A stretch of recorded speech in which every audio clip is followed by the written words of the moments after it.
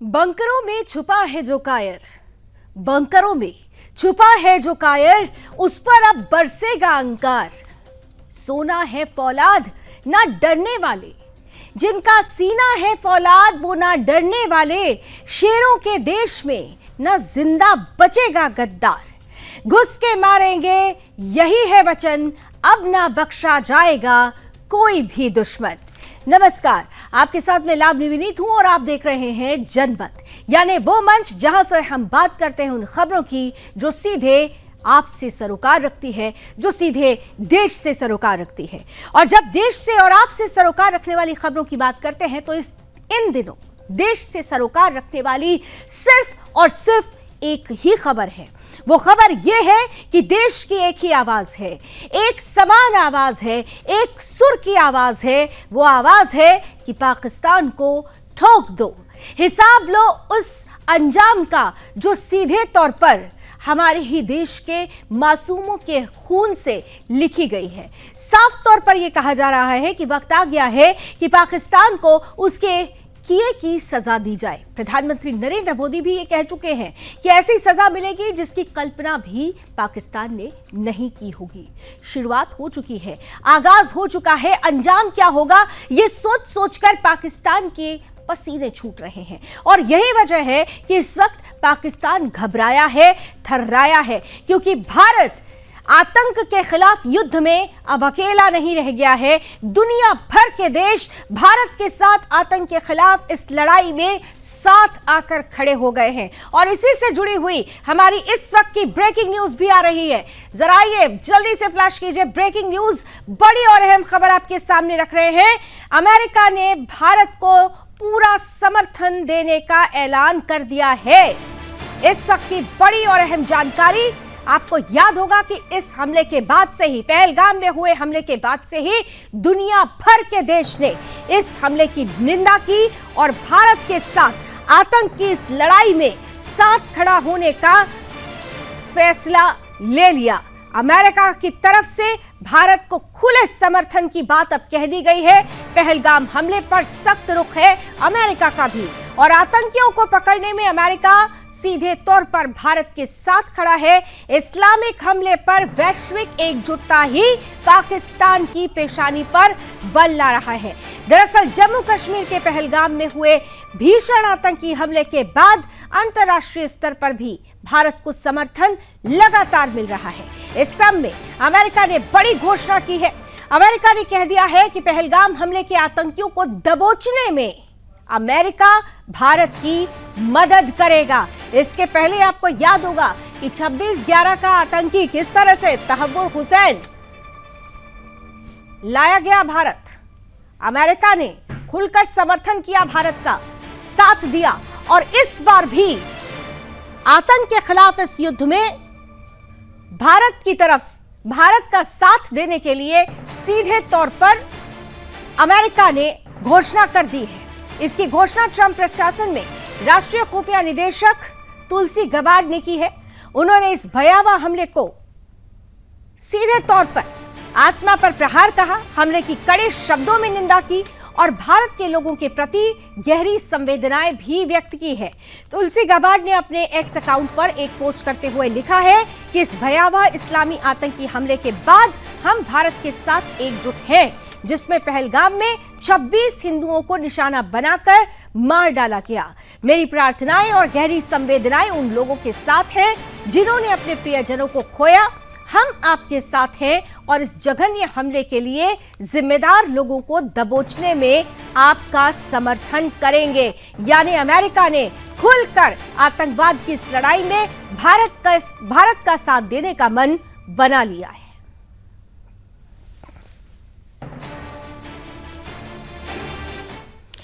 तो पहलगाम आतंकी हमले की जांच जहां सुरक्षा एजेंसियां तेजी से कर रही हैं, वहीं इस पूरे मामले में चौंकाने वाला दावा भी सामने आ रहा है। उत्तर प्रदेश के जौनपुर की रहने वाली एक महिला पर्यटक ने बताया कि हमले से ठीक पहले 20 अप्रैल को वेस्टर्न वैली में उसकी मुलाकात एक ऐसे संदिग्ध से हुई थी जिसकी तस्वीर अब तक आतंकी स्केच में सामने आई है।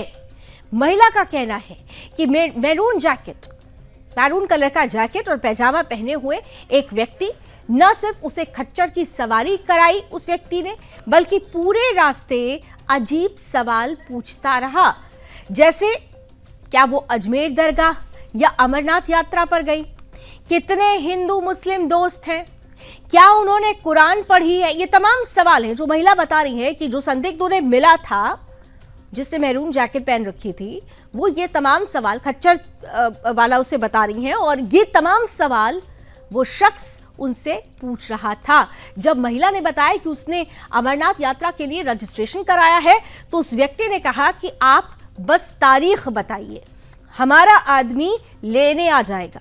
ये बात किसी सामान्य खच्चर वाले की नहीं लगती, ये एक सुनियोजित प्लानिंग की तरफ संकेत देता है।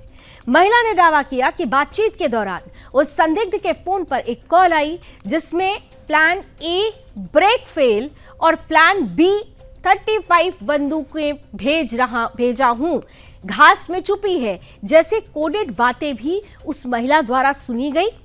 यही नहीं, जब उसे शक हुआ कि महिला उसकी बातें समझ रही है, तो वो तुरंत अपनी स्थानीय भाषा में बोलने लगता है। महिला ने अपने फोन में मौजूद उस संदिग्ध की फोटो और व्हाट्सएप चैट्स के स्क्रीनशॉट भी सुरक्षा एजेंसियों को दिखाए हैं, जिनमें उनके दोस्त भी इस संदिग्ध को पहचानते हुए नजर आए। ये सिर्फ एक चौंकाने वाला संयोग नहीं, बल्कि एक बड़े आतंकी हमले की साजिश का इशारा हो सकता है, जो शायद 20 अप्रैल को ही अंजाम दिया जाना था, लेकिन किसी वजह से वो टल गया। सबसे बड़ी चिंता की बात यह है कि महिला पर्यटक के अनुसार 20 अप्रैल को घटना स्थल पर कोई सुरक्षा थी ही नहीं। अब ऐसे में सवाल ये उठता है कि क्या सुरक्षा एजेंसियों ने इस क्षेत्र की संवेदनशीलता को नजरअंदाज किया? अगर इस महिला की बातें पहले सामने आ जाती, तो क्या इस आतंकी हमले को रोका जा सकता था? यह पूरी घटना सिर्फ एक इत्तेफाक नहीं है, बल्कि ये दर्शाता है कि आतंकी साजिशें किस तरह से आम लोगों के बीच छिपकर एक बड़ा आकार ले रही हैं। खच्चर वाले के भेष में आतंकवादी।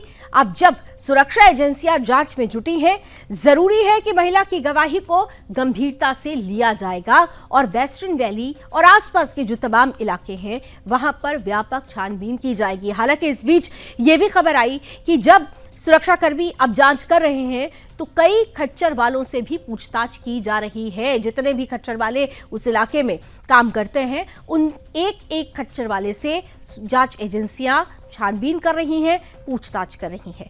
देश की सुरक्षा पर सवाल खड़ा करती ये घटना सिर्फ एक टूरिस्ट की कहानी नहीं, बल्कि आतंक की रणनीति का खुलासा है। क्या खुफिया एजेंसियां अब हर उस चेतावनी को गंभीरता से लेंगी जो आम नागरिकों की तरफ से आती है, या फिर एक और हमले के बाद हम बस मुआवजे और शोक संदेशों में ही उलझे रहेंगे? हालांकि इस बार परिस्थिति बदली है। इस बार सीधे तौर पर सरकार और प्रधानमंत्री नरेंद्र मोदी ने ये चेता दिया है कि इस बार आतंक को खोजना होगा तो आखिरी छोर तक खोजेंगे, पाताल तक खोजेंगे और संपूर्ण रूप से जो बची कुची जमीन है उसे भी पूरी तरह से ध्वस्त कर देंगे। एक ऐसी सजा दी जाएगी जिसकी कल्पना भी पाकिस्तान ने नहीं की थी। तो पहलगाम में हुए कायराना आतंकी हमले या कायराना इस्लामिक आतंकी हमले ने एक बार फिर से भारत की आत्मा को झकझोरा है, और इसीलिए हर भारतवासी एक तरफ शोक में है तो दूसरी तरफ प्रतिशोध लेने की बात कर रहा है। इस बार जवाब सिर्फ दुख का नहीं, कार्रवाई का होना चाहिए। ऐसा जवाब जो दुनिया देख रही है, ऐसा जवाब जिसे सुनकर महसूस करके भी पाकिस्तान घबरा उठे। अब ये नया भारत है जो आतंक को सहता नहीं है और न ही चुप बैठता है। भारत बदल चुका है। अब वो घर में घुसकर बदला लेता है, जैसे पहले भी किया गया है। लेकिन इस बार ये कहा जा रहा है कि केवल सर्जिकल स्ट्राइक या एयर स्ट्राइक से काम नहीं चलेगा। इस बार तो कुछ ऐसा बड़ा करना होगा जो पाकिस्तान की पुश्तें हैं वो सदियों तक याद रखें। इस बार भारत अकेला नहीं है। भारत के साथ दुनिया भर के तमाम देश हैं जो आतंक के विरुद्ध इस युद्ध में भारत के साथ खड़े हैं। अमेरिका ने तो खुलकर घोषणा कर दी है। इसके अलावा फ्रांस, रूस, इजराइल जैसे ताकतवर देशों ने भी भारत की आत्मरक्षा के अधिकार को न सिर्फ माना है बल्कि खुला समर्थन भी देते हुए नजर आ रहे हैं। यहां तक कि सऊदी अरब, मिस्र जैसे मुस्लिम देशों ने भी, जो इस्लामिक देश हैं, उन्होंने भी भारत की कार्रवाई को जायज ठहराया है। वो कह रहे हैं कि ऐसी आतंकी वारदातों को बर्दाश्त नहीं किया जाएगा। यह इस बात का संकेत है कि इस्लामिक देशों में भी अब आतंकवाद के खिलाफ एक नई सोच उभर रही है। विश्व गुरु बनने को अग्रसर नए भारत ने इस छवि को बनाया है। पाकिस्तान की वर्षों से चली आ रही नकारो और बच जाओ नीति अब ध्वस्त हो चुकी है।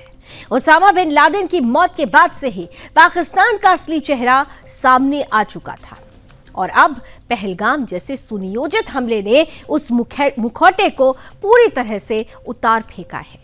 पश्चिमी खुफिया एजेंसियों ने भी ये मान लिया है कि इन हमलों की जड़ें पाकिस्तान में हैं।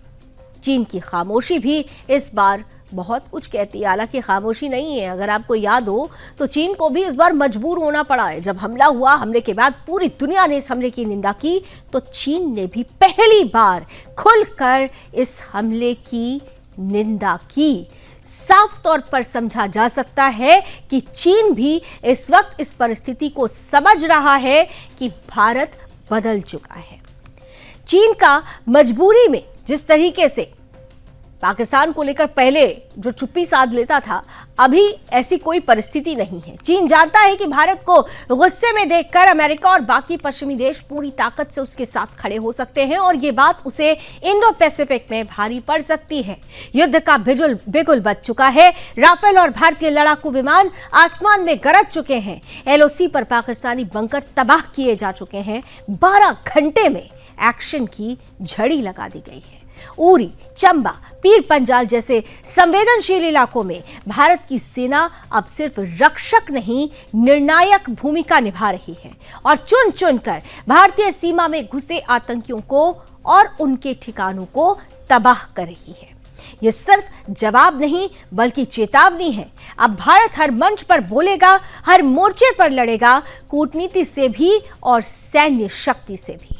पाकिस्तान को समझ लेना चाहिए कि अब गीदड़ भपकियों से काम नहीं होगा। हालांकि गीदड़ भपकियां आ रही है पाकिस्तान की तरफ से, सीधे तौर पर परमाणु हमले की भी धमकी दी जा रही है, लेकिन दूसरी तरफ से अगर देखें तो पाकिस्तान भी जानता है कि इस वक्त पाकिस्तान की हैसियत क्या है। अगर भारत और पाकिस्तान के बीच युद्ध होता है तो पाकिस्तान की माली हालत, आर्थिक हालत जो पहले ही खराब है, जो सीधे तौर पर भिखारी पाकिस्तान अगर बोला जाए, जहां पर रोटी, 2 वक्त की रोटी के लिए अगर आवाम तरस रही हो, वो पाकिस्तान अगर ऐसी स्थिति में भारत से युद्ध की मन भी बनाता है, भारत के साथ युद्ध करने को सोचता भी है, तो पूरी तरह से निस्तानाबूद हो जाएगा, क्योंकि उसके पास लड़ने के लिए न तो वो शक्ति है और न ही वो क्षमता है।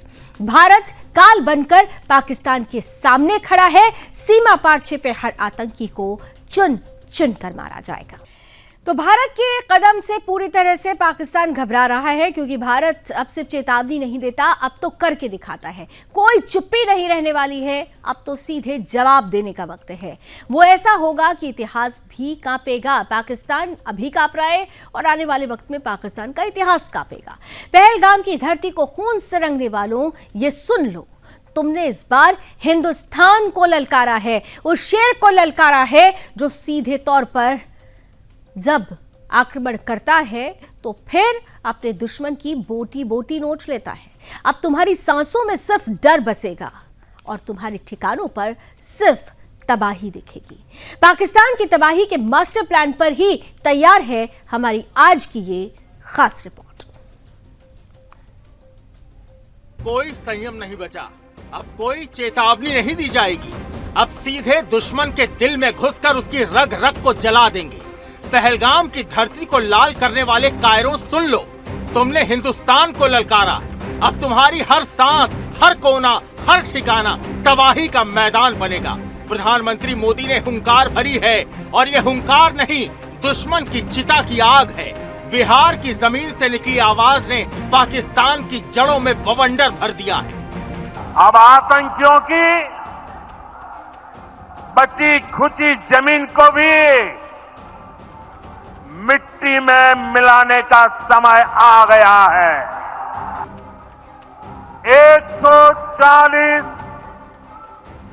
140 करोड़ भारतीयों की इच्छा शक्ति अब आतंकी आकाओं की कमर तोड़ कर रहेगी।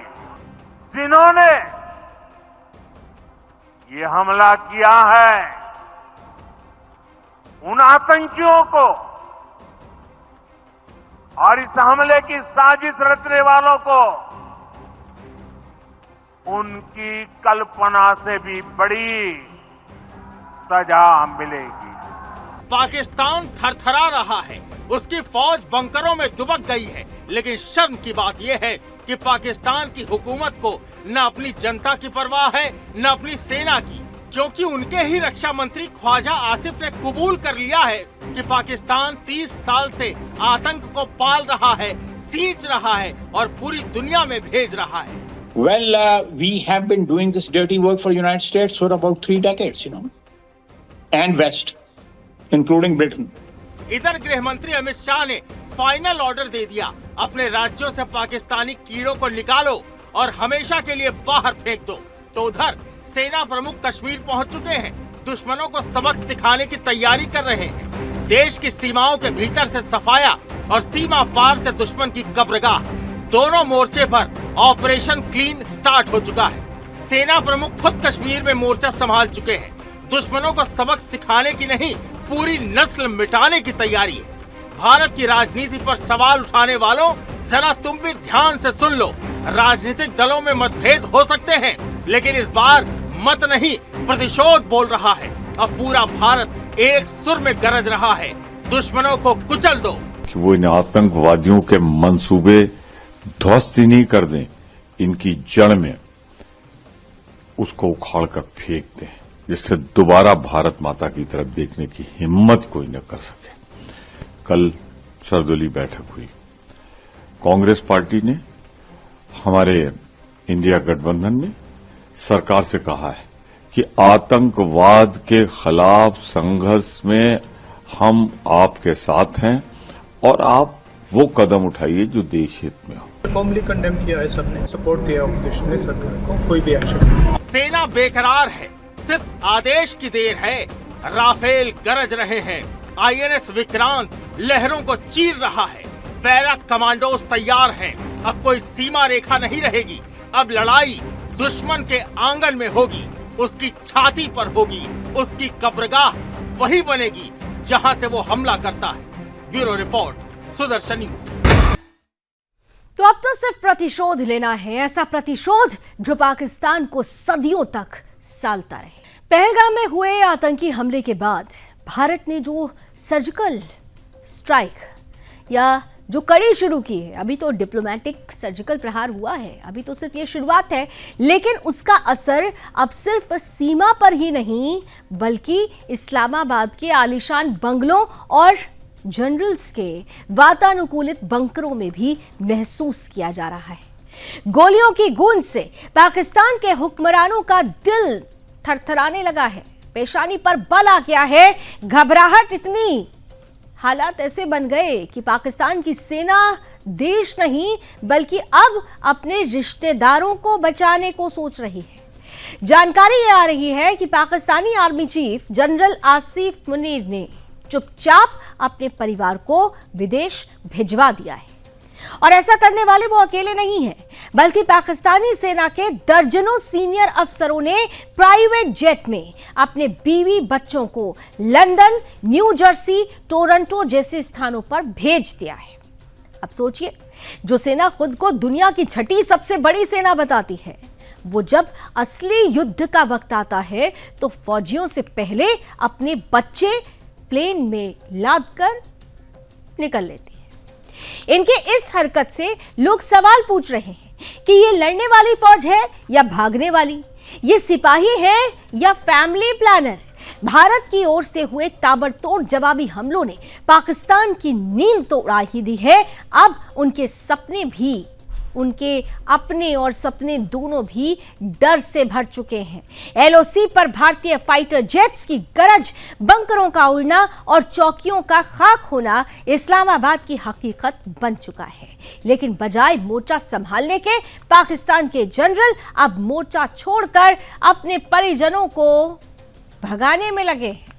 आतंकी भेजो, खुद बैठो एयर कंडीशनर पे, यही है पाकिस्तान का सैन्य उसूल। लेकिन भारत अब 90 के दशक वाला भारत नहीं है। ये नया भारत है जो बात नहीं करता, सीधा एक्शन करता है, और वो भी ऐसा एक्शन कि दुश्मन की नसों तक डर दौड़ जाए। जनरल मुनीर, या अब तो उन्हें मौलाना मुनीर कहना चाहिए, क्योंकि जो बयान दिया था पाक आर्मी चीफ ने, वो तो कोई मुल्ला मौलवी ही दे सकता है।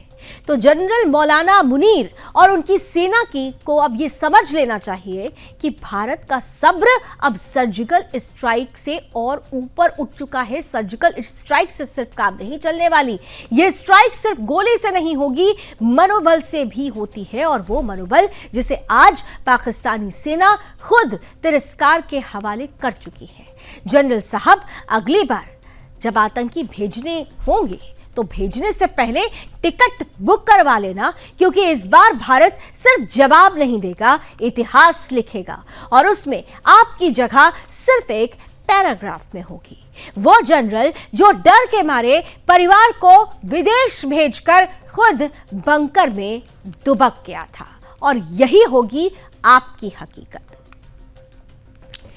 इन सब के बीच जिस तरीके की परिस्थिति बनी हुई है, भारत का लगातार एक्शन है, जनरल घबराकर सेना के बड़े जो आर्मी चीफ्स हैं, अब आर्मी चीफ के साथ साथ सेना के जो बड़े ऑफिसर्स हैं, वो अपने परिवारों को सुरक्षित ठिकानों पर भेज रहे हैं। लेकिन इसके पीछे भी वजह है। वजह इसलिए है क्योंकि पाकिस्तान भी भारत की सैन्य क्षमता को समझता है, जानता है।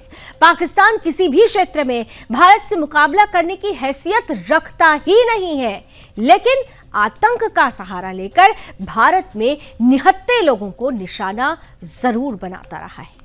आजादी के बाद से पाकिस्तान ने 1965, 1971 और 1999 में 3 जंग लड़ी है, और तीनों बार भारतीय सेना ने पाकिस्तान को धूल चटाई है, पाकिस्तान को उसकी असली औकात बताई है।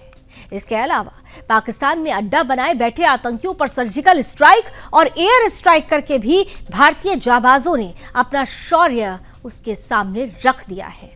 पहलगाम हमले के बाद भारत और पाकिस्तान के बीच तनाव एक बार फिर चरम पर पहुंच चुका है, और अब ऐसे में यह जान लेना जरूरी है कि आखिर किस देश के पास कितनी सैन्य ताकत है।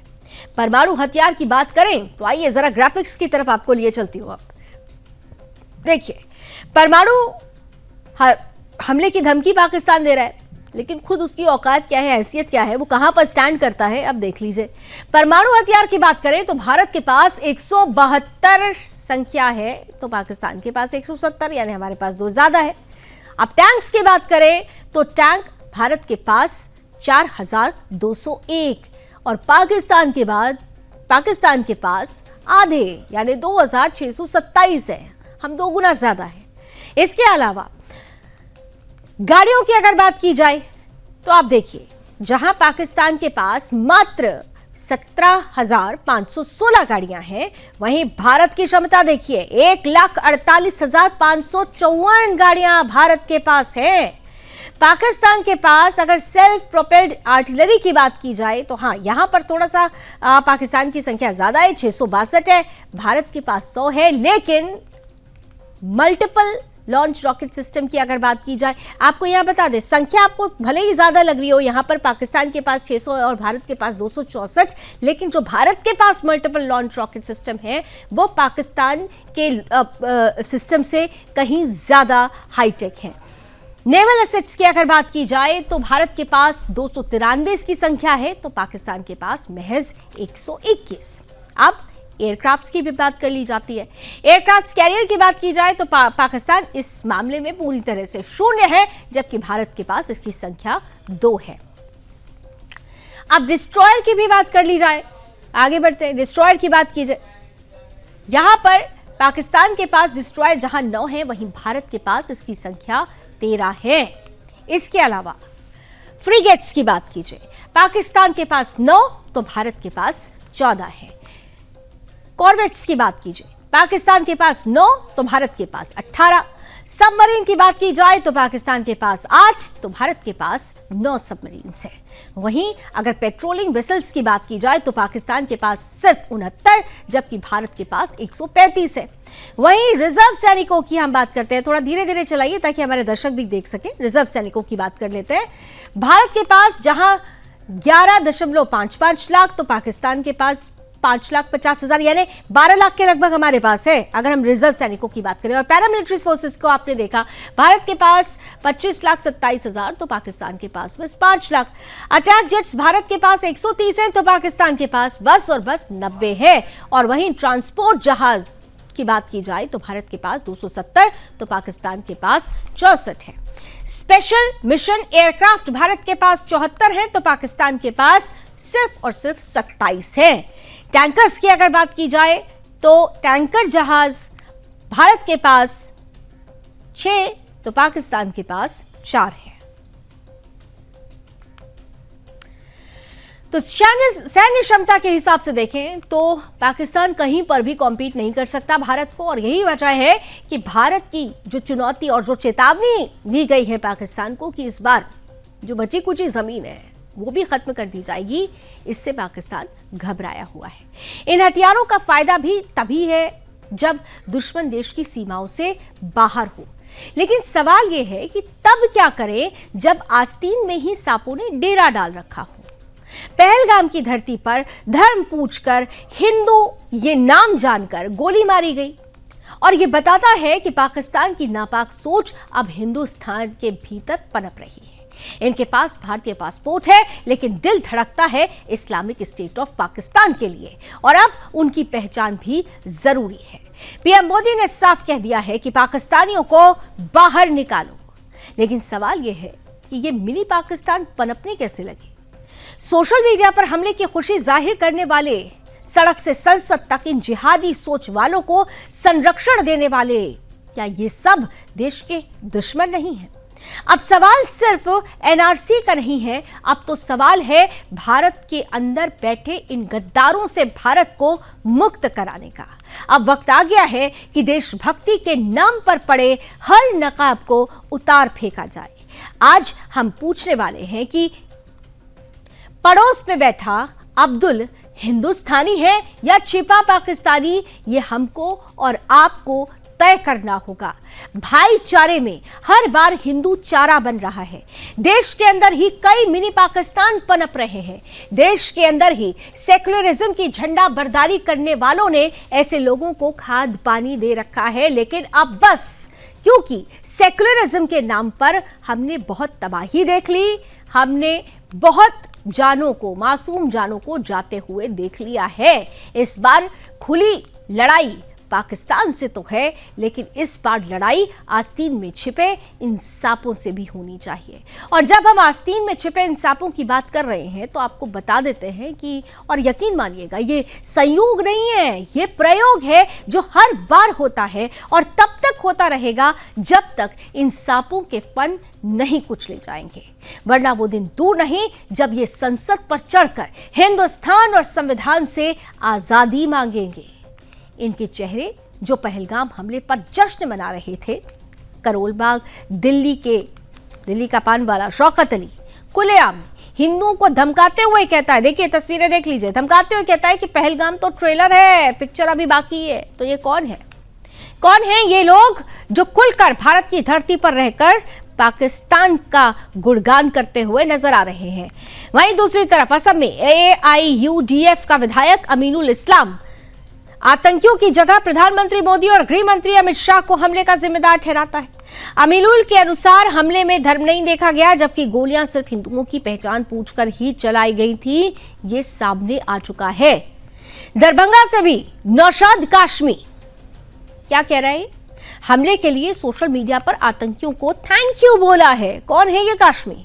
काशमी लिख रहा है कि किस किस को लेना है कश्मीर में प्लॉट, आ गया स्वाद। ऐसे लोगों के खिलाफ भी कार्रवाई जरूरी है। जबलपुर से खबर आई, जब औसाफ खान ने पीड़ित हिंदू की मौत का मजाक उड़ाया। औसाफ ने मारे गए हिंदू की पत्नी पर ही आतंकवादियों से साठगांठ का आरोप मढ़ दिया। झाबुआ से भी खबर ऐसी ही आई। झाबुआ में फैजान ने सोशल मीडिया पर खुशी जाहिर की, लिखा कि अब कुछ हिंदू नेताओं की बारी है, तो ये वो आस्तीन के सांप हैं जिनका फन कुचलने की जरूरत है। हालांकि इन लोगों के खिलाफ भी कार्रवाई शुरू हो चुकी है, बहुत सारे लोगों को उठा लिया गया है। जरूरत यह है कि सिर्फ इन्हें पकड़ा नहीं जाए, बल्कि इनको जड़ से खत्म किया जाए। और यकीन मानिए कि जब हम खुले दुश्मन और छिपे दुश्मन दोनों पर समान प्रहार करेंगे तो तस्वीर बिल्कुल बदल जाएगी। उम्मीद बड़े प्रतिशोध की है, पूरा देश इस उम्मीद में है कि प्रतिशोध लिया जाएगा, बड़ा प्रतिशोध लिया जाएगा। जनमत में अभी बस इतना ही। देश और दुनिया की तमाम खबरों के लिए आप जुड़े रहिए सुदर्शन न्यूज के साथ। जय